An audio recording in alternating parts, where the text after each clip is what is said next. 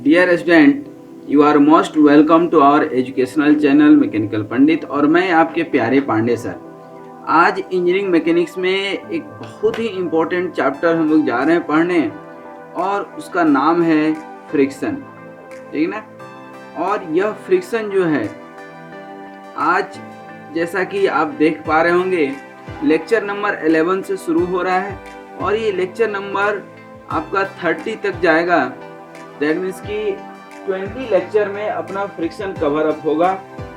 थोड़ा सा लंबा टॉपिक है लेकिन बहुत ही कॉन्सेप्चुअल है। और आज का तो क्लास आप यूँ समझिए कि सबसे इम्पोर्टेंट है, क्योंकि ये बैकग्राउंड है, बेसिक कॉन्सेप्ट है। बेसिक कॉन्सेप्ट जब तक आपका ग्रूम अप नहीं होगा, जब तक फाउंडेशन स्ट्रांग नहीं होगा, तो उसके ऊपर जो है बनी हुई जो है इमारत मजबूत नहीं हो सकती है, यदि आपको शुद्ध भाषा में बताएं तो। ठीक है।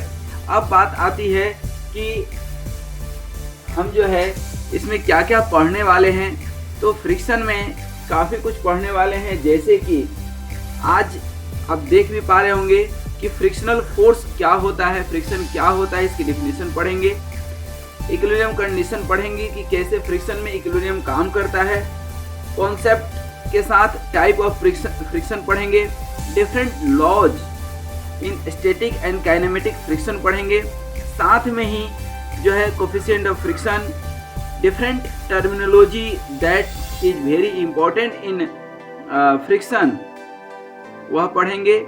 नॉर्मल रिएक्शन क्या होता है, angle of friction, angle of repose, angle of जो है रिएक्शन, ये सारी चीज़ें पढ़ेंगे। उसके साथ ही equilibrium of body on rough plane and inclined plane, ये सारी चीज़ें हम लोग काफ़ी डिटेल में पढ़ेंगे। ठीक है ना। 1 by 1 जो है नेक्स्ट लेक्चर में जो है हॉरिजॉन्टल प्लेन पर जो है पढ़ेंगे। फिर friction on rough inclined plane, जब आप फोर्स लगाते हैं अलोंग द प्लेन। फिर हम लोग पढ़ेंगे कि अप्लाइड हॉरिजॉन्टली, वही फोर्स यदि हॉरिजॉन्टल अप्लाई करते हैं, न्यूमेरिकल करेंगे। अनेकानेक न्यूमेरिकल करने के बाद जो है हम लोग जो है कॉन्सेप्ट पढ़ेंगे लिफ्टिंग मशीन का। वेज फ्रिक्शन पढ़ने वाले हैं। फ्रिक्शन इन जॉर्नल बियरिंग पढ़ेंगे। ठीक है। और कुछ जो है इम्पोर्टेंट क्वेश्चन करते हुए न्यूमेरिकल खास करके, क्योंकि ये टॉपिक जो है आज भले ही हमारा लेक्चर ये पूरा का पूरा थ्योरेटिकल लेक्चर जाएगा, लेकिन यदि हकीकत बात करें तो फ्रिक्शन एक प्योर न्यूमेरिकल टॉपिक है। ठीक है। अब सबसे पहले हम फ्रिक्शन की डिफिनीशन की बात करेंगे कि जो है फ्रिक्शन होता क्या है। ठीक है। तो बेसिकली जब भी हम किसी ऑब्जेक्ट, जैसे कोई एक आपका बॉडी है, कोई भी बॉडी का आप नाम ले लीजिए, whatever physical product you see, एक जैसे टेबल के ऊपर ही जो है मान लीजिए कि ये आप रख दिए पेंसिल। ठीक है। अब आप देखेंगे कि दो तरह का बॉल लीजिए, स्फेरिकल बॉल। एक आप देखेंगे कि बड़ा स्मूथ होता है और जो है एक रफ होता है। स्मूथ सरफेस बड़े आराम से स्लाइड कर जाता है। स्लाइडर पर आप चढ़ते होंगे, स्लाइडर पर आप गए होंगे तो देखेंगे कि स्लाइडर में क्या होता है, आप इजीली स्लाइड कर जाते हैं। स्लाइडर में जो है ये आपका स्लाइडर है, तो स्लाइडर में बचपन में जरूर आप ये अनुभव किए होंगे कि आराम से स्लाइड कर जाते हैं। वही स्लाइडर एक समय के बाद जब खराब हो जाता है, ठीक ना, तो आप इजीली स्लाइड नहीं कर पाते। कहने का मतलब क्या है कि basically friction is the property of surface, it is the property of surface. और सरफेस कौन सा, आउटर सरफेस। अब बोलिए सर सरफेस कैसे आ गया। बेसिकली कोई भी बॉडी जो आप देखते हैं वह नहीं होता है, उसको जो माइक्रो स्ट्रक्चर पर आप देखते हैं, तो माइक्रो स्ट्रक्चर पर इसमें आप देखेंगे कि हल्का हल्का जो है टीथ टाइप से बना हुआ होता है। ठीक ना। कंटूर्स बने होंगे। नीचे भी जो है आपका कोई बॉडी है तो उसमें भी इस तरह से कंटूर बने होंगे। ठीक है। अब ये टीथ और ये टीथ हमारे नग्न आंखों से, नेकेड आई से तो नहीं दिखता है, लेकिन माइक्रो स्ट्रक्चर लेवल पर माइक्रोस्कोप से देखेंगे तो आपको दिखता है। तो ये क्या होता है कि एक टीथ दूसरे टीथ के उसमें फंस जाता है। ठीक है ना। तो इसके रिलेटिव मोशन को जो है अपोज करता है। जब आप इसको इधर खींचेंगे और ये मान लीजिए कि स्टैटिक कंडीशन में है, ये जो है स्टैटिक कंडीशन में है, ये जो है इसका टीथ इसमें फंस जाएगा, कंटूर इसका इसमें फंस जाएगा, तो ये मोशन को अपोज करेगा। यही यदि इसके ऊपर पानी गिर जाए तो ये आसानी, ये पानी से भर गया आपका जो कंटूर है, जो टीथ है, तो आसानी से फिसल जाएगा। इसी के ऊपर ऑयल डाल देंगे तो और फील हो जाएगा, ग्रीस डाल देंगे तो और, इसका मतलब कि ग्रीस में स्मूथनेस ज़्यादा है, पानी में फ्रिक्शन फोर्स कम है, ठीक है ना। गाड़ी हम लोग चलाते हैं तो क्या बोलते हैं कि बारिश के दिनों में जहाँ पानी गिरा हो स्लो चलाना चाहिए, स्किड कर जाती है। तो क्यों? क्योंकि जो टायर है आपका, अभी तो उसके अंदर माइक्रो स्ट्रक्चर इस तरह से बने हैं और रोड पर भी बने हैं, ठीक है ना। तो क्या होता है, ये दोनों एक दूसरे को पकड़ करके चलाने में हेल्पफुल होते हैं। लेकिन जैसे ही फ्रिक्शन जीरो हो जाएगा, ठीक है ना, तो आप ब्रेक लगाएंगे, यहाँ पर रुकेगा, यहाँ पर, ठीक है ना, तो एक्सीडेंट के चांसेस बढ़ जाते हैं। दैट मीन्स कि friction is the property of surface and you can say smoothness of the smoothness and roughness is all about the, ठीक है ना, roughness is all about the friction, ठीक है ना। जितना ज्यादा रफ सरफेस होगा उतना ज्यादा फ्रिक्शन ज्यादा होगा, ठीक है ना। तो बेसिकली यदि आपसे कोई कहता है कि डिफाइन दी फ्रिक्शन, आप फ्रिक्शन को डिफाइन कीजिए, तो आप फ्रिक्शन को कैसे डिफाइन करेंगे? तो basically friction is defined as the resistance exerted by the body upon the second body, ठीक है ना। यहाँ पर क्या लिख सकते हैं कि friction is the resistance exerted bye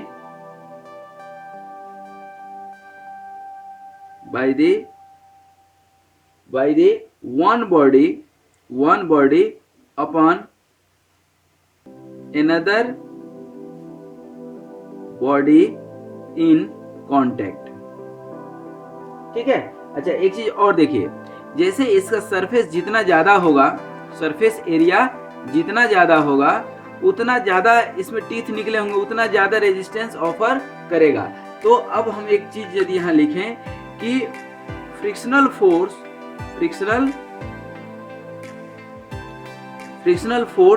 depends upon the surface area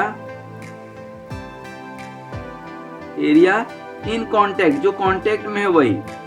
अब फिर बोलिएगा सर फ्रिक्शनल फोर्स क्या है, ठीक है ना, क्या फ्रिक्शनल फोर्स क्या है? दोस्तों, ये फ्रिक्शनल फोर्स वही फोर्स है कि एक बॉडी था, ठीक है ना, और इसमें हमने बताया कि बहुत सारे टीथ निकले रहेंगे, और ये दूसरे बॉडी में भी जो है इस तरह से टीथ निकले रहेंगे, तो ये दोनों के बीच में ये क्या हो जाएगा, क्लब कर जाएगा। जैसे ये क्लब कर गया, ये है ना, ये क्लब कर गया, तो अब इसका क्या हो गया, मूवमेंट मुश्किल हो गया। अब ये परमानेंट जो है क्या हो जाए, स्टॉप पर लगा हुआ है, और यहाँ पर आप फोर्स लगाते हैं। अब ये फोर्स मान लीजिए आप लगाते हैं 10 न्यूटन और ये मूव नहीं कर रहा है, इसका मतलब ये टीथ एक दूसरे के बीच में जो है 10 न्यूटन से ज़्यादा फोर्स लगा रहे हैं। फिर आपने 15 लगाया, फिर भी मूव नहीं किया, 20 किया, अब 20 में ये मूव होना शुरू हो गया। इसका मतलब कि ये रेजिस्टेंस, अब जो ये टीथ जो है इतना रेजिस्ट नहीं कर पाया, ये जो रफ सरफेस था, जो माइक्रो स्ट्रक्चर था, अब ये इतना रेजिस्टेंस ऑफर नहीं कर पा रहा है, ठीक है ना।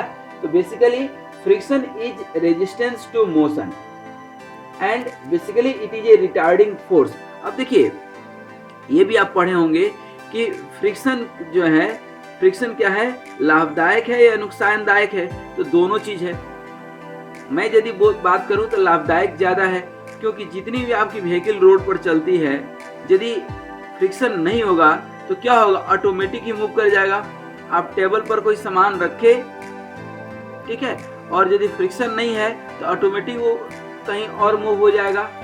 आप खुद यदि चलते हैं तो आपके शूज के नीचे आप क्या लगाते हैं, कुछ फोम या कुछ ऐसा कि जिसकी ग्रिप अच्छी हो। ग्रिप मतलब क्या, एक तो अर्थ का जो स्ट्रक्चर है वो भी कुछ ऐसा ही है माइक्रो लेवल पर, ठीक है, और जब आप शूज का जो है इस पर रगड़ देंगे तो ये ग्रिप इसमें बनना चाहिए, gripping, you can say gripping, ठीक है ना। तो ग्रिप आप क्या बोलते हैं, ग्रिप जितनी अच्छी होगी उतना अच्छे से आप चल पाते हैं, तो ग्रिप अच्छी हो मतलब फ्रिक्शन अच्छी हो, तो फ्रिक्शन तो चाहिए। माचिस जलाते हैं, फ्रिक्शन नहीं रहेगा तो क्या माचिस जलेगा? जलेगा ही नहीं, ठीक ना। तो friction is very important, but friction के साथ क्या है, क्योंकि मशीनें हैं, ज़्यादा फ्रिक्शन होगा तो ज़्यादा लॉस होगा, वियर एंड टियर। क्योंकि अब ज़्यादा आप कोई फ्रिक्शन है और उस पर ज़्यादा आप एक ईंट के ऊपर दूसरा ईंट रगड़ेंगे तो ईंट के बीच में क्या है, फ्रिक्शन ज़्यादा है। अब आप ज़बरदस्ती रगड़ेंगे तो इसकी ये माइक्रो स्ट्रक्चर अर्थात सरफेस जो है, अपर सरफेस क्या होने लगता है, खराब होने लगता है। ये अपर सरफेस क्या होने लगेगा, खराब होने लगेगा। इसलिए तो आप देखते हैं ना, घिस घिस करके अब माइक्रो स्ट्रक्चर यदि घिस गया तो क्या हो जाएगा, और वो स्मूथ हो जाएगा, मतलब रेजिस्टेंस ऑफर नहीं करेगा। अरे बस समझ में। तो एक तो पहला चीज, ठीक ना, यहाँ पर एक ये पहला चीज समझ गए। अब दूसरा चीज समझिएगा, यहाँ पर दूसरा ये कहता है कि जो है, एक तो depends upon the surface area in contact, दूसरा कि फोर्स यहाँ लगाएंगे तो फ्रिक्शनल फोर्स कहाँ लगेगा, उल्टा, ठीक ना। तो फ्रिक्शनल फोर्स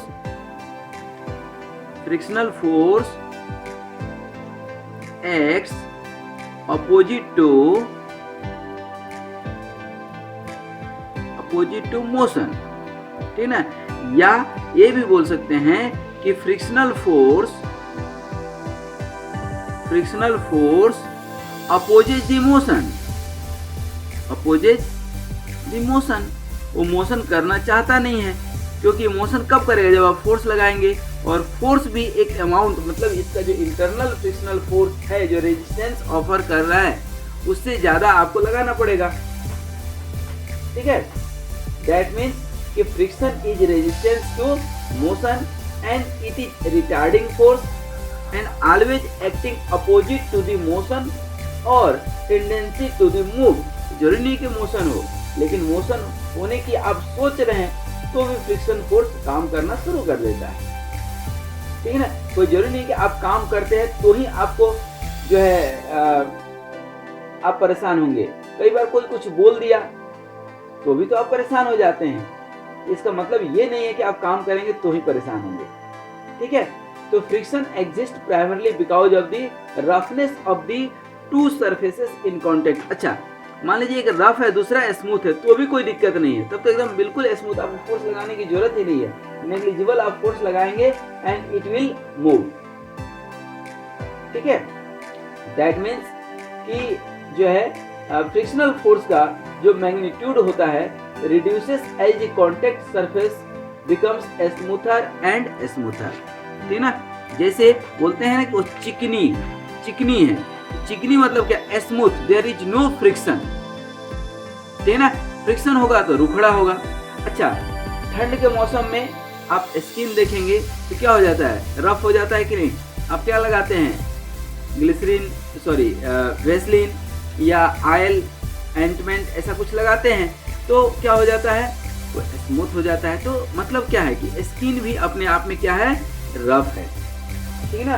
दैट मीन्स कि हम लिख सकते हैं कि मैग्नीट्यूड ऑफ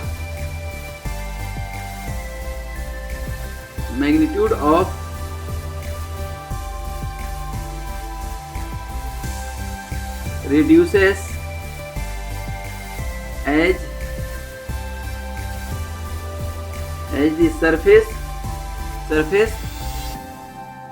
goes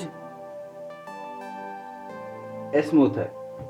जैसे जैसे आपका सरफेस स्मूथ होते जाएगा वैसे वैसे फ्रिक्शनल फोर्स या रेजिस्टेंस क्या होते जाएगा, कम होते जाएगा, ठीक है ना।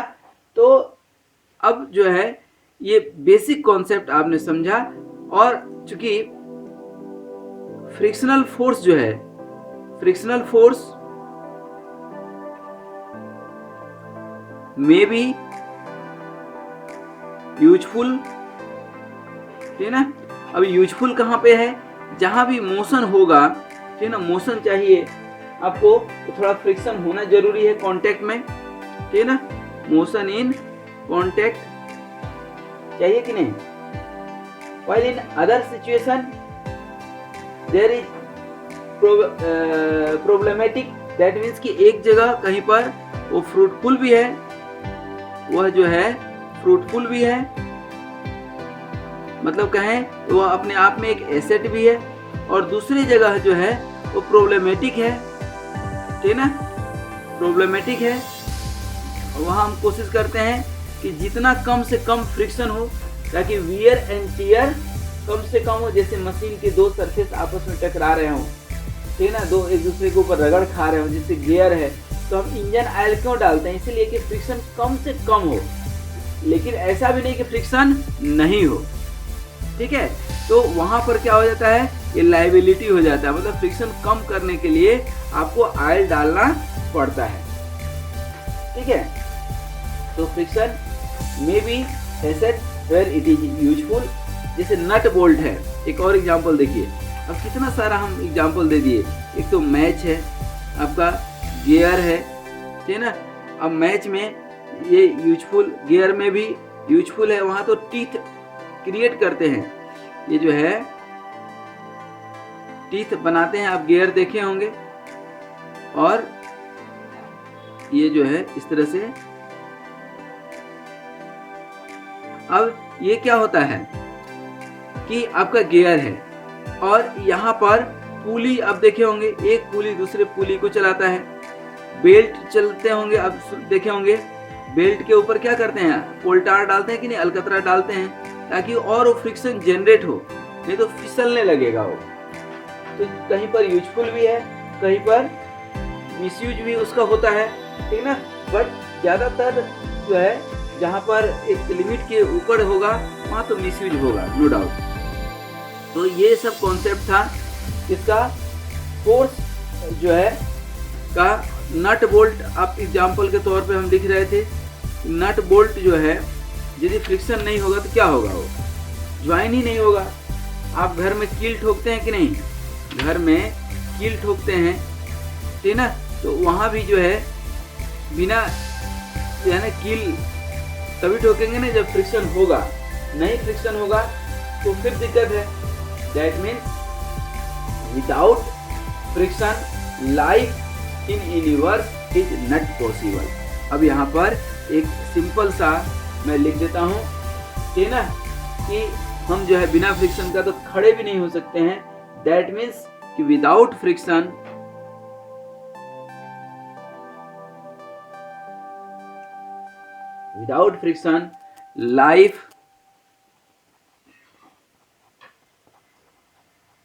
life in universe is not possible, ठीक है, ये ध्यान रखना है, ठीक है। अब हम आते हैं, थोड़ा सा देखेंगे, थोड़ा सा नहीं पूरा डिटेल में ही देखेंगे, टाइप ऑफ फ्रिक्शन।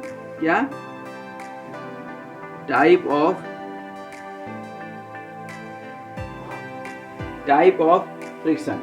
अब कई तरह के फ्रिक्शन होते हैं, धीरे धीरे हम लोग पढ़ेंगे, लेकिन सबसे इंपॉर्टेंट है आपका जो आता है ड्राई फ्रिक्शन। यहाँ मैं ज़्यादा लिखूंगा नहीं, समझाने की कोशिश करूंगा।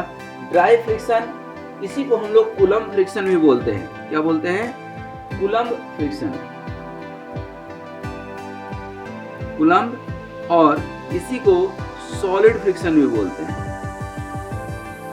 दैट मीन्स कि यदि टू अनलुब्रिकेटेड सरफेस हो, दैट मीन्स कि सरफेस आर टोटली ड्राई, ठीक है ना। दैट मीन्स कि resistance will be offered much more, there will be too much resistance offered by the body on each other, ठीक ना। और दूसरा एक होता है फ्लूइड फ्रिक्शन, ठीक ना। अब इस ड्राई फ्रिक्शन की यदि बात करते हैं, ड्राई फ्रिक्शन की भी शादी हुई और इसके दो बच्चे हैं, इसके दो बच्चे हैं। पहला कौन है? Static friction. अब स्टैटिक फ्रिक्शन क्या होता है कि up to a state of impeding the motion is just about to start is known as static friction। जैसे अभी आपको एग्जांपल दे रहे थे हम कि एक ऑब्जेक्ट है, ये ऑब्जेक्ट है और ये किसी दूसरे ऑब्जेक्ट के ऊपर क्या है, रखा हुआ है, ठीक ना। दूसरे ऑब्जेक्ट के ऊपर यदि रखा हुआ है, ठीक ना, तो इसको आप ध्यान देंगे तो इसके ऊपर जब आप फोर्स लगाएंगे, अभी हम एग्जांपल दे रहे थे 10 न्यूटन लगाए तो ये नहीं मूव किया, इसका मतलब कि यहाँ पर रेजिस्टेंस लग रहा है, ठीक है, और रेजिस्टेंस लग रहा है। अब जैसे ही इसको 20 न्यूटन की तो मूव हो गया, तो अप टू 10 न्यूटन तक क्या है, स्टैटिक फ्रिक्शन इसको बोलते हैं, है ना। दैट मींस कि friction experienced by a body when it is at rest, और in other words it is a friction when the body is tending to move करने की कोशिश कर रहा है, मूव कर नहीं रहा है। आ रही बात समझ में। और दूसरा होता है डायनामिक फ्रिक्शन। डायनामिक फ्रिक्शन मतलब होता है कि जब ये मूव करना शुरू कर दिया, ठीक है ना। It is the friction experienced by a body when in motion. For example गाड़ी जो है मूव कर रहा है, ठीक है ना, it is moving on a road, then it is called kinematic friction, ठीक है। उसी तरह से बात आ जाए डायनामिक में भी दो तरह, अच्छा इसी को काइनेटिक फ्रिक्शन भी कहते हैं। क्या कहते हैं? Kinetic friction. और ये दो तरह का फ्रिक्शन होता है, फिर से स्लाइडिंग फ्रिक्शन और दूसरा होता है रोलिंग फ्रिक्शन। स्लाइडिंग मतलब एक बॉडी के ऊपर दूसरा बॉडी क्या कर रहा है, स्लाइड कर रहा है, और रोलिंग मतलब एक बॉडी दूसरे बॉडी के ऊपर क्या कर रहा है, रोल कर रहा है। कॉन्सेप्ट क्लियर है। उसके बाद ड्राई फ्रिक्शन के बाद जब आगे बढ़ते हैं तो एक आता है फ्लूइड फ्रिक्शन। अब फ्लूइड की जो फ्रिक्शन होती है बेसिकली उसको हम लोग बोलते हैं जो है विस्कोसिटी, ठीक है ना। फ्लूइड में आपस में जो होते हैं कि फ्लूइड के सरफेस भी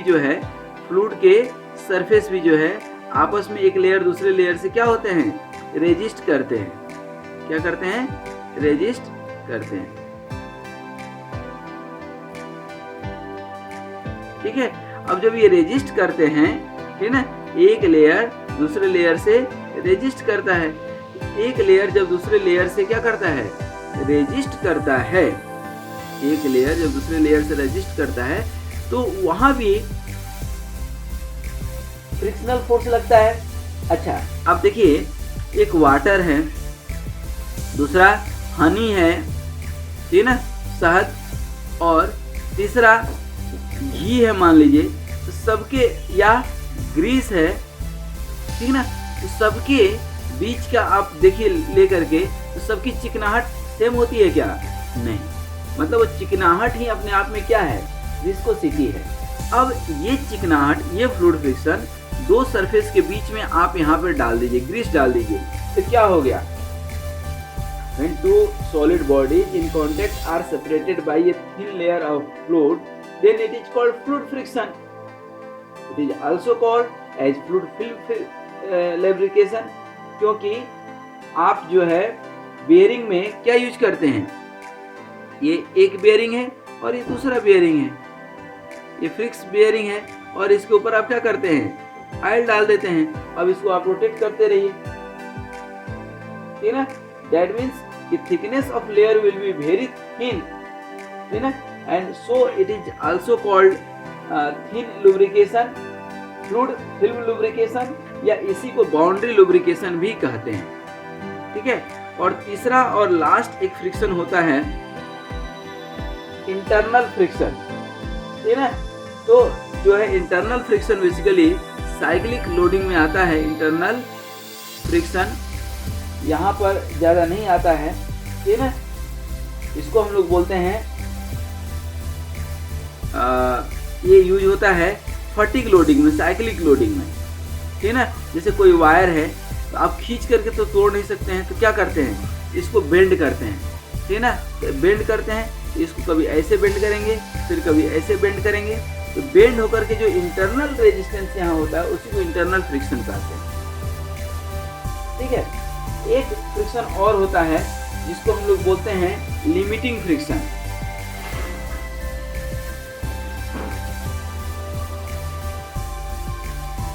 लिमिटिंग फ्रिक्शन, अब इसको भी थोड़ा सा समझ लीजिए। एक तो अभी हमने आपको समझाया कि लिमिटिंग फ्रिक्शन का वैल्यू क्या होता है, तो ये जो है कोई बॉडी है और इसके ऊपर रखा हुआ है सरफेस के ऊपर, और जब आपने इसके ऊपर लोड लगाया, जब आपने इसके ऊपर कोई लोड लगाया, फोर्स लगाए, ठीक है ना। अब ये फोर्स को हम यहाँ P लिखेंगे, तो यहाँ पर एक क्या लगता है, फ्रिक्शनल फोर्स लगता है, इसको जाने नहीं देगा, ठीक है। अब जाने नहीं देगा तो आप 10 न्यूटन लगाए नहीं गया, 15 लगाए नहीं गया, 20 लगाए तो धीरे धीरे मूव करने लगा। मतलब 15 न्यूटन तक क्या लग रहा था, रेजिस्टेंस लग रहा है। तो ये 15 न्यूटन तक जो रेजिस्टेंस लग रहा है आपका, ठीक ना, रेजिस्टेंस जो लग रहा है, इसी रेजिस्टेंस को हम लोग बोलते हैं लिमिटिंग फ्रिक्शन। दैट मीन्स कि whenever a body is lying over another body, then there will be friction, otherwise it will be sliding automatically, and that contact या nature of the surface prevent the motion. That means the force which you have applied is exactly balanced by the force of friction created by the surface in the opposite direction.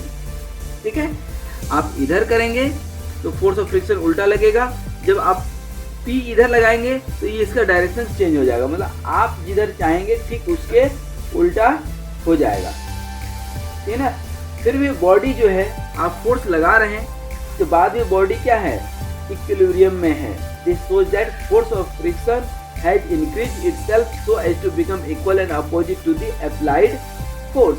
क्योंकि आपने 5 लगाया, move नहीं किया, इसका मतलब इसके opposite में 5 लग रहा था, 10 लगाए, 15 लगाए, 20 लगाए, अब क्या हो गया, मोशन स्टार्ट हो गया। इसका मतलब क्या है, इसका मतलब क्या है कि limit beyond a force, frictional force does not resist, it resists only up to certain limit, only up to certain quantity, so that limit of friction force which can be applied between two surface is called limiting friction.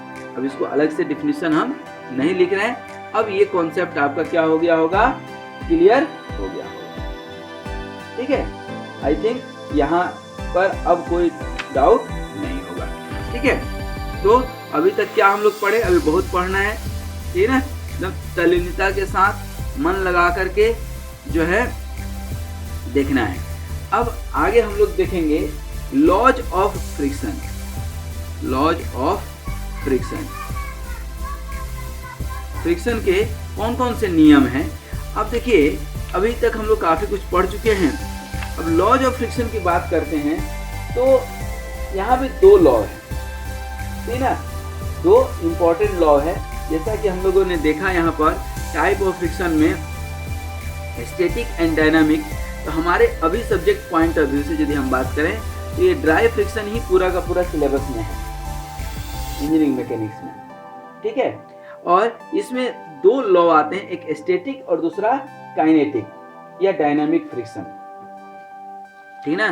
तो यहाँ पर अब हम लिख सकते हैं कि static law, ठीक है ना, स्टैटिक लॉ ऑफ फ्रिक्शन, और दूसरा होगा काइनेटिक या डायनामिक लॉ ऑफ फ्रिक्शन। तो सबसे पहले हम देख लें स्टैटिक लॉ ऑफ फ्रिक्शन, ठीक ना। स्टैटिक लॉ ऑफ फ्रिक्शन में यदि बात करते हैं, ठीक है ना, स्टैटिक लॉज ऑफ फ्रिक्शन में बात करते हैं तो the force of friction always acts in a direction opposite to that in which the body tends to move. पहला क्या लॉ कहता है कि force of friction always acts in the direction opposite to that of the body tends to move. ये चीज हमने आपको शुरू में ही बताए थे, तो जब शुरू में बताए थे तो यही जो है frictional force acts opposite to motion always. दूसरा क्या बताया हम, दूसरा क्या बता रहे हैं आपको कि magnitude of the force of friction is exactly equal to the force which tends to move the body. इस लिमिटिंग फ्रिक्शन से ऊपर होगा तभी बॉडी क्या होगा, मूव करेगा, ठीक है। अब जब लिमिटिंग फ्रिक्शन की बात करते हैं तो limiting friction bears a constant ratio to the normal reaction between the two surface. अब ये नॉर्मल रिएक्शन कहाँ से आ गया? नॉर्मल रिएक्शन कहाँ से आएगा कि एक बॉडी है आपका और ये किसी और के ऊपर रखा हुआ है, सो रहा है, तो यहाँ पर ये बॉडी जो है, बॉडी का कुछ वेट होगा और वेट होगा तो ये सरफेस इसके ऊपर नॉर्मल रिएक्शन लगाएगा कि नहीं, और इसको जब आप मूव करेंगे तो ये जो है फ्रिक्शनल फोर्स लगाएगा। ये फ्रिक्शनल फोर्स और ये P जो एफर्ट लगा रहे हैं और ये नॉर्मल रिएक्शन, ये फ्रिक्शनल फोर्स और ये नॉर्मल रिएक्शन के बीच एक रिलेशन होता है। तो ये रिलेशन ये होता है कि ये दोनों एक दूसरे के डायरेक्टली प्रोपोर्शनल होते हैं, ठीक है ना। क्या लिखते हैं कि लिमिटिंग फ्रिक्शन, क्या limiting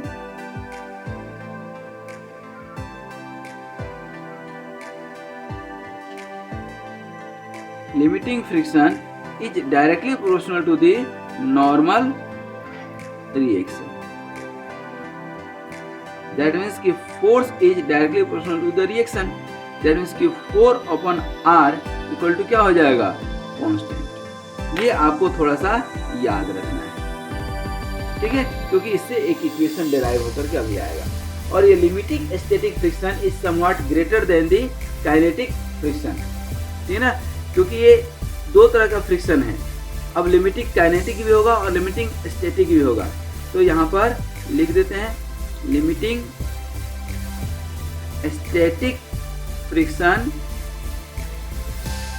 is greater than the kinetic friction.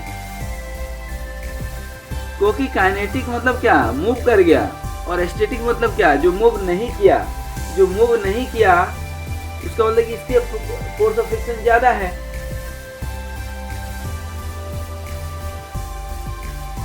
ठीक है, उसके बाद नेक्स्ट आ जाइए लॉ ऑफ काइनेटिक फ्रिक्शन या डायनामिक फ्रिक्शन। ठीक है,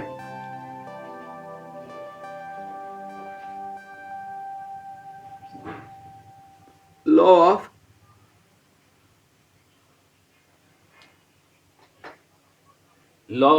काइनेटिक फ्रिक्शन। तो जब लॉ ऑफ काइनेटिक फ्रिक्शन की बात करते हैं तो इसमें भी अब ध्यान दीजिए कि the force of friction always acts in direction opposite to that in which the body is moving. ये हम लोगों ने देख लिया। Magnitude of kinetic friction bears a constant ratio to the normal reaction, यही चीज है same. For moderate speed the force of friction remains constant but it decreases slightly with the increase of force. ये आपको मैं लिख देता हूं कि force of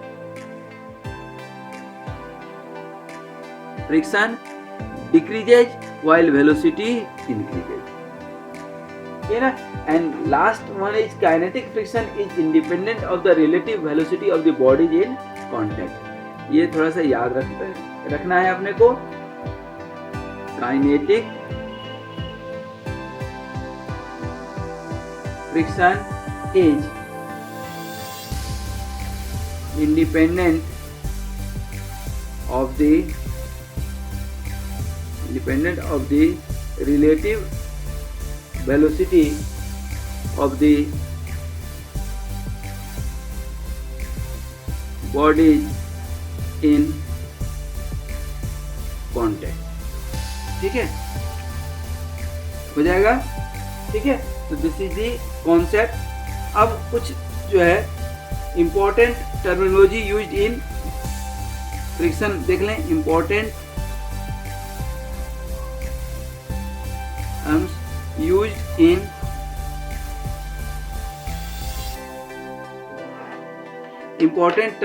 used in friction। अब एक important term जो है, जो मैंने आपको बताया था अभी, ठीक ना, वो यही है लिमिटिंग फ्रिक्शन। बहुत अच्छे से समझिएगा क्योंकि यही काम आएगा आगे चल करके। क्या? Limiting friction. ये हमने आपको बताए थे अभी, पूरा कॉन्सेप्ट हमने बताया लिमिटिंग फ्रिक्शन का कहीं पर, क्योंकि ये बहुत इंपॉर्टेंट टर्म है अपने आप में। ठीक है, तो एक तो लिमिटिंग फ्रिक्शन आप समझ गए। ठीक है, दूसरा टर्म आता है नॉर्मल रिएक्शन। ध्यान दीजिएगा, नॉर्मल रिएक्शन। नॉर्मल रिएक्शन मतलब क्या? अभी हमने आपको बताया यही नॉर्मल रिएक्शन, ठीक ना।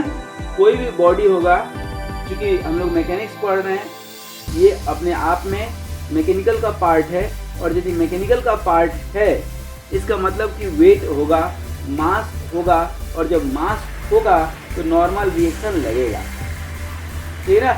Whenever body will lie on horizontal, inclined or any surface, and if it is in equilibrium, its weight will be balanced by the normal reaction, ठीक है।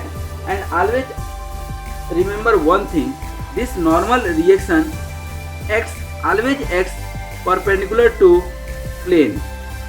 जिस प्लेन के ऊपर भी आपका ऑब्जेक्ट रखा हुआ है उस प्लेन के परपेंडिकुलर ही लगेगा नॉर्मल रिएक्शन, और इसको इंडिकेट करते हैं किससे? आर से, ठीक है। और ये नॉर्मल रिएक्शन लिमिटिंग फ्रिक्शन के डायरेक्टली प्रोपोर्शनल होता है, ये हमने यहाँ पर बता दिए। अब यहाँ पर एक चीज ध्यान दीजिए कि ये limiting friction is directly proportional to the normal reaction, ये हमने बताया, क्योंकि नॉर्मल रिएक्शन जितना ज्यादा होगा उतना ही ज्यादा फ्रिक्शन काम करेगा। अर्थात एक चीज और बोल सकते हैं कि किसी बॉडी की वेट जितनी ज्यादा होगी उतना ज्यादा फ्रिक्शनल फोर्स काम करेगा, ये भी हम बोल सकते हैं, ठीक है। अच्छा, अब तीसरा चीज ये देखिए कि force upon reaction, frictional force upon reaction equal to constant है। इस कांस्टेंट को क्या बोलते हैं? इस कांस्टेंट को बोलते हैं कोफिशिएंट ऑफ फ्रिक्शन। क्या बोलते हैं? अब तीसरा टर्म है कोफिशिएंट ऑफ, ठीक ना, और ये होता है म्यू, मतलब mu equal to F by R, frictional force upon normal reaction, याद रखिएगा, ठीक ना। यही है ना एफ बाई आर, तो इसी को हम लोग बोलते हैं क्या? कोफिशिएंट ऑफ फ्रिक्शन, ठीक ना। And this is also called coefficient of static friction और काइनेटिक फ्रिक्शन। इसी को हम लोग म्यू एस से भी कई बार लिखते हैं और म्यू के से भी लिखते हैं, ठीक ना।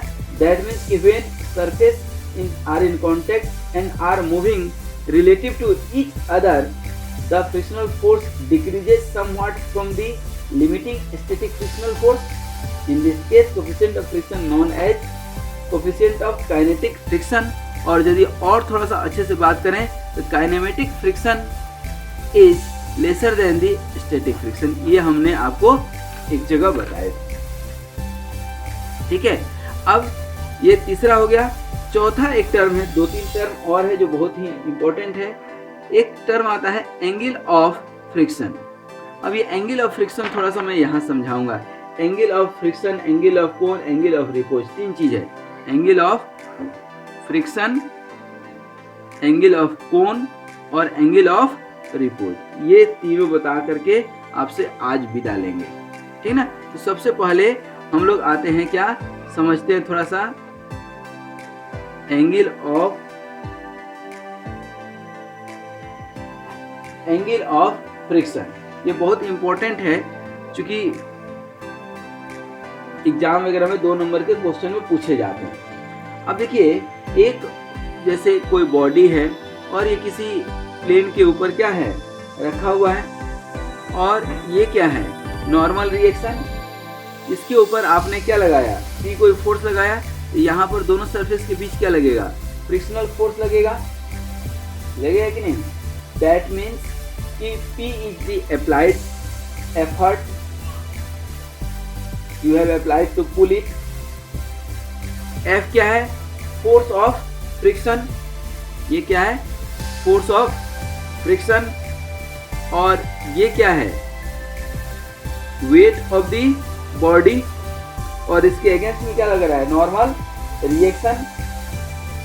अब यहाँ पर F है, R है, ठीक ना। इन दोनों F और R का रिजल्टेंट हम निकाल सकते हैं क्या? ठीक है ना। तो find the resultant of F and R। तो यहां पर आप ध्यान देंगे तो ये क्या लग रहा है? F है और ये क्या है, आर है। ये क्या हो गया इसका रिजल्टेंट, और ये एंगल क्या हो गया, मान लीजिए थीटा, या इसी को हम लोग इंडिकेट करते हैं फाई से, तो फाई से ही इंडिकेट करें। तो एक तो ये R equal to square root of R square plus F square, ये क्या है रिजल्टेंट फोर्स। और दूसरा कि यदि आप एंगल निकालेंगे टेन फाई इक्वल टू क्या हो जाएगा आपका टेन फाई, और एंगल जो है ये नॉर्मल रिएक्शन से भी आप ले सकते हैं, यहाँ से भी ले सकते हैं। तो मैं जनरली वही एंगल लूंगा जो हर एक बुक में दिया गया है, अदरवाइज आप कंफ्यूज होंगे। ये हो गया फाई, यहाँ टेन फाई आप निकालेंगे तो क्या हो जाएगा लिमिटिंग फ्रिक्शन अपॉन आर। इसलिए निकाल रहे हैं क्योंकि हम म्यू को इसी तरह से कुछ यहाँ पर सजाए बजाए हैं शुरू से, ठीक है ना, इसीलिए ऐसा हम कर रहे हैं, निकाल रहे हैं, ठीक है। और इसी टेन फाई को हम लोग बोलते हैं म्यू, बोलते हैं कि नहीं, एफ बाई आर को क्या बोलते हैं म्यू, मतलब mu equal to ten phi, और ये फाई ही क्या कहलाता है angle of friction, angle of friction. अब इसको फिजिकली डिफाइन करें, समझने की कोशिश करें कि एंगल ऑफ फ्रिक्शन क्या है। तो basically angle made by the resultant of limiting normal reaction and frictional force with the normal reaction. Normal reaction से ये एंगल बना रहा है कौन सा रिजल्टेंट फोर्स, ठीक है ना। ये बहुत बड़ा रोल प्ले करता है क्योंकि मूवमेंट इसी से तय होता है। फॉर एग्जाम्पल एक और छोटा सा एग्जाम्पल देते हैं इसका, एंगल ऑफ फ्रिक्शन का जब एंगल ऑफ रिपोज में बताएंगे तब। ये जो है एक जो है मान लीजिए कि आपका क्या है प्लेन है, और ये एक इंक्लाइंड प्लेन है। इसके ऊपर आप क्या कर देते हैं, कोई ऑब्जेक्ट रखें, और ऑब्जेक्ट आप देखते हैं। अब ये एंगल मान लीजिए क्या है अल्फा, ध्यान से समझिएगा, ये एंगल क्या है आपका अल्फा। इस बॉडी की जो है वेट कितनी है, ये W क्या है वेट है, जो बिल्कुल स्ट्रेट लग रहा है डाउनवर्ड डायरेक्शन में। इसका दो जो है ये नीचे मूव करेगा तो ये ऊपर क्या लगेगा force of friction, force of friction, है ना। और ये जो W है आपका, इसका दो कंपोनेंट टूटेगा। अब दो कंपोनेंट कौन कौन सा होगा, एक कंपोनेंट होगा आपका इस के अलोंग, और दूसरा होगा जो है इसके अलोंग, मतलब ये 90 डिग्री पर। तो ये एंगल कितना होगा, ये अल्फा यदि है, ये यदि अल्फा है, यहाँ पर थोड़ा सा बड़ा बना देते हैं ताकि समझ में आए आपको, ध्यान दीजिएगा। अब यहाँ पर कोई आपका क्या है बॉडी है जिसका वेट है W, ये बहुत अच्छे से समझिए क्योंकि आगे बार बार जरूरत पड़ेगी। अब इसका जो है ये मूव कर रहा है नीचे की ओर, ऊपर की ओर क्या लगेगा फ्रिक्शनल फोर्स लगेगा कि नहीं, और ये एंगल कितना है अल्फा। तो यहाँ भी जो है दो कंपोनेंट में तोड़ेंगे अलोंग द प्लेन। अब ये अलोंग द प्लेन क्या हो गया नीचे की ओर, और ये क्या हो गया इस डायरेक्शन में। तो ये यदि W है तो ये एंगल कितना होगा बताइए। तो देखिए इसको यहाँ पर यदि आप लाते हैं, यहाँ पर लाएंगे तो ये अल्फा, ये 90 डिग्री, ये क्या हो जाएगा 90 माइनस अल्फा। ये यदि 90 माइनस अल्फा तो ये क्या हो जाएगा अल्फा, हो जाएगा अल्फा। ध्यान दीजिएगा ये अल्फा होगा या नहीं।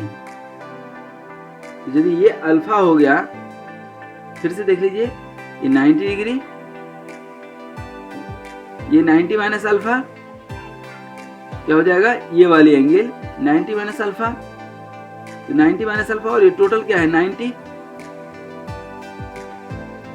क्योंकि सॉरी 90 माइनस अल्फा कहाँ से होगा, ये देखिए यहाँ पर हम तोड़ रहे हैं, ये क्या है परपेंडिकुलर टू द प्लेन है ना, यहाँ पर 90 है, ये 90 डिग्री, ये भी क्या होगा अंदर में 90 डिग्री। तो ये क्या हो जाएगा यहाँ पर 90 माइनस अल्फा होगा कि नहीं, 90 माइनस अल्फा। तो ये एंगल कितना हो जाएगा अल्फा, ये एंगल अल्फा, और ये कितना हो गया 90 माइनस अल्फा। तो ये कंपोनेंट कौन सा हो जाएगा W cos अल्फा, और ये W sin अल्फा। ध्यान दीजिए, फिर से समझा दें, ध्यान दीजिएगा। ये है, इसके ऊपर जो है बॉडी है, बार बार ये बता रहे हैं ताकि ये जरूरत पड़ेगी, और ये W लोड है। अब इसका आप दो कंपोनेंट तोड़ेंगे तो परपेंडिकुलर टू द प्लेन, ये परपेंडिकुलर टू द प्लेन और ये अलोंग द प्लेन, ठीक है। अब सवाल ये है कि ये एंगल कितना है, अल्फा। अब इसको आप आगे बढ़ा दिए और इसको भी आगे बढ़ा दिए, तो ये जैसे O है, ठीक ना, और ये पॉइंट A है, O A और B से देखेंगे ये 90 डिग्री है और ये अल्फा है, तो ये कितना हो जाएगा 90 माइनस अल्फा। ये यदि 90 माइनस अल्फा हो जाएगा और ये W यहाँ नीचे गिरा देंगे तो ये क्या हो गया 90 डिग्री, 90 माइनस अल्फा, तो ये एंगल कितना हो जाएगा, अल्फा होगा कि नहीं, ये 90 माइनस अल्फा, तो ये हो जाएगा अल्फा, क्योंकि तीनों का सम कितना होना चाहिए 180 डिग्री। जब ये अल्फा हो जाएगा तो ये कितना होगा 90 माइनस अल्फा, ये W है, तो अब ये कंपोनेंट क्या हो जाएगा W cos component cos alpha, और ये क्या हो जाएगा W साइन अल्फा, ठीक है। तो यहाँ पर ध्यान दीजिएगा, यहाँ पर अब हम आज और आज के बाद जो हमने काफ़ी पहले एक बताया था कि हॉरिजॉन्टल फोर्स वर्टिकल फोर्स, यहाँ हॉरिजॉन्टल और वर्टिकल एक्स वाई की डायरेक्शन में जो निकालते थे वह नहीं निकाल करके हम लोग यहाँ निकाल रहे हैं along the plane and perpendicular to the plane. क्यों कि निकालने के लिए तो हॉरिजॉन्टल और वर्टिकल में ये तो पूरा वर्टिकल ही है, कोई दिक्कत नहीं है, यहाँ दिक्कत नहीं है, लेकिन इसको ब्रेकअप करने में फिर फ्रिक्शनल फोर्स को तो ब्रेकअप करना पड़ेगा, इसका दो कंपोनेंट तोड़ना पड़ेगा जो कि ऑटोमेटिक ये अननोन है। अभी कोई फोर्स की वैल्यू मालूम है उसको ब्रेकअप करना आसान है, लेकिन यदि मालूम नहीं है तब ब्रेकअप करना क्या हो जाता है, बहुत मुश्किल हो जाता है, ठीक है। तो यहाँ पर आप ध्यान देंगे तो ये क्या हो जाएगा, ये फोर्स ऑफ फ्रिक्शन। तो यहाँ पर जो आप देखेंगे कि हॉरिजॉन्टल और वर्टिकल का कॉन्सेप्ट तो नहीं है, लेकिन along the plane and perpendicular to the plane. अब जितना भी हम बात करेंगे ना इसी की बात करेंगे, और ये इधर क्या लग रहा होगा आपका नॉर्मल रिएक्शन। अब यहाँ पर फोर्स को रिजॉल्व करेंगे, क्या लिखेंगे, resolving the forces, resolving the forces. तो रिजॉल्व जब आप करते हैं फोर्स की, तो यहाँ पर ध्यान दीजिए अलोंग द प्लेन, पहला क्या करेंगे अलोंग द प्लेन, और दूसरा क्या करेंगे परपेंडिकुलर टू प्लेन। अब अलोंग द प्लेन यदि आप कर रहे हैं यहाँ पर तो ध्यान दीजिएगा, जरा सा ध्यान दीजिए, अलोंग द प्लेन तो इधर क्या लग रहा है फोर्स ऑफ फ्रिक्शन एफ या एफ ही हम डायरेक्ट लिख रहे हैं, और इधर से क्या लग रहा है W sine alpha, F equal to W sine alpha, ये एक इक्वेशन। और दूसरा परपेंडिकुलर टू द प्लेन करेंगे यहाँ पर, ये क्या है नॉर्मल रिएक्शन, और इधर क्या लग रहा है W cos alpha, R equal to W cos alpha, ये इक्वेशन 2। अब 1 डिवाइडेड बाई 2 कर दें, ठीक है, तो क्या हो जाएगा W साइन अल्फा अपॉन क्या W cos alpha equal to क्या है F बाई R, ये क्या हो जाएगा tan alpha equal to F by R, ठीक है।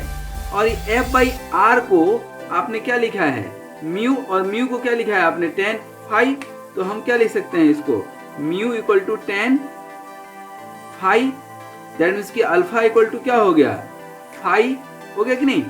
तो यदि अल्फा इक्वल टू फाई हो जाए, अल्फा इक्वल टू फाई हो जाए, इसका मतलब कि यहाँ जो ऑब्जेक्ट है आपको बिना कोई फोर्स लगाए नीचे की ओर मूव करेगा, मतलब अल्फा को फाई के बराबर कर देना है, और इसी फेनोमेना को हम लोग बोलते हैं एंगल ऑफ रिपोज। ध्यान रखिएगा क्या बोलते हैं, एंगल ऑफ रिपोज, ठीक है। तो ये कॉन्सेप्ट किसका था आपका एंगल ऑफ रिपोज का। अब एक छोटा सा और कॉन्सेप्ट है जिसको हम लोग बोलते हैं 5, 6, इसको हम लोग बोलते हैं cone of friction, cone of friction, ये भी समझ लीजिए। उसके बाद अब लास्ट ही है कोन ऑफ फ्रिक्शन का मतलब क्या होता है कि हम लोग एक जो है कोनिकल सरफेस लिए, आइसक्रीम खाए होंगे, ठीक है, वो एक्चुअल रिप्रेजेंटेशन है इसका, शायद आइसक्रीम यहीं से आया हो, ये नॉर्मल रिएक्शन हो गया, और ये जो एंगल है, एंगल ऑफ कोन, ये आधा और ये आधा, ये आधा क्या हो गया फाई, और ये आधा फाई, पूरा क्या बन गया 2 फाई हुआ कि नहीं, ठीक है। तो यहाँ पर यदि कोई फोर्स P है, कोई फोर्स P है जो आपको हमने यहाँ पर एंगल ऑफ फ्रिक्शन में दिखाया था, ध्यान दीजिएगा, एंगल ऑफ फ्रिक्शन में जो फोर्स दिखाए थे उसकी बात कर रहे हैं हम, कि ये यदि फोर्स P है and it is made to revolve about a vertical axis, the resultant जो है F और R का जो रिजल्टेंट होगा, ये जो F और R का जो रिजल्टेंट है आपका, that must also revolve about the vertical axis, ठीक है।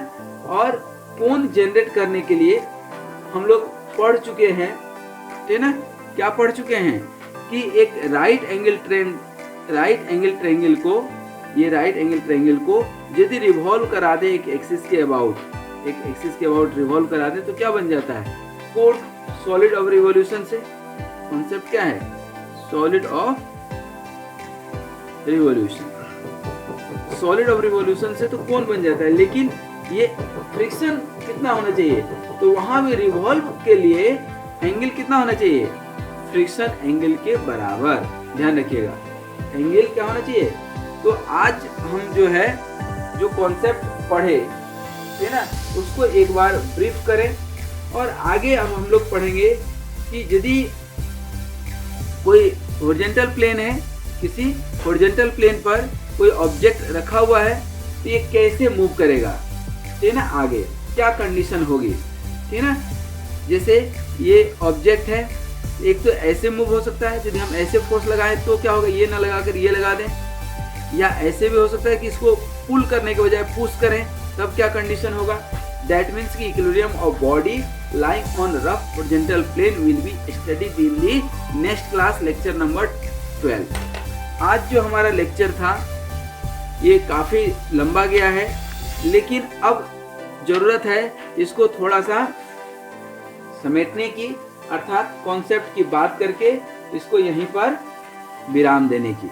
देखिए आज हमने क्या क्या बताए, फ्रिक्शन के बहुत कोर कॉन्सेप्ट हमने बताया है कि फ्रिक्शन क्या होता है, फ्रिक्शनल फोर्स के बारे में काफ़ी कुछ बताए, ठीक है ना।